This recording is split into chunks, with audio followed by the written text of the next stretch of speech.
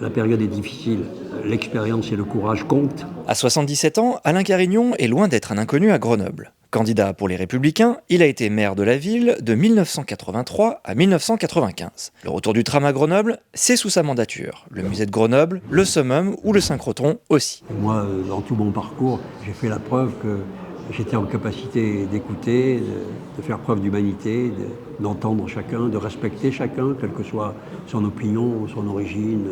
Mais son nom est aussi associé à un passé judiciaire lourd. Il reste l'homme politique français qui a passé le plus de temps en prison. 29 mois derrière les barreaux, avec sa condamnation pour corruption et abus de biens sociaux. Dans le bilan d'une vie, il y a du positif et il y a du négatif. Quand il arrive des injustices ou des pépins, c'est les conséquences qu'on en tire. On tombe, mais comment on se relève? Ancien ministre dans les années 90, il tente de reprendre la mairie de Grenoble en 2020, mais il est battu par l'écologiste Éric Piolle au second tour. Et donc pendant 6 ans, j'ai vu les méthodes et les résultats de la municipalité.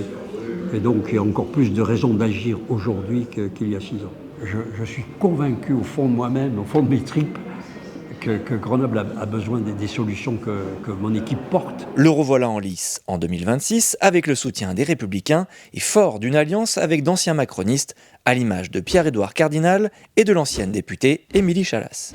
Il faut une ville à vivre, une ville respectueuse de ses citoyens, une ville où on puisse se déplacer en sécurité, une ville éclairée, avec des trottoirs réparés, une ville propre.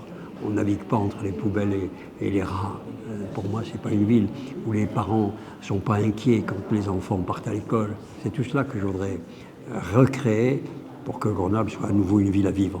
L'homme fort de la droite grenobloise espère réaliser un gros coup et refaire basculer une ville qui penche à gauche depuis plus de 20 ans.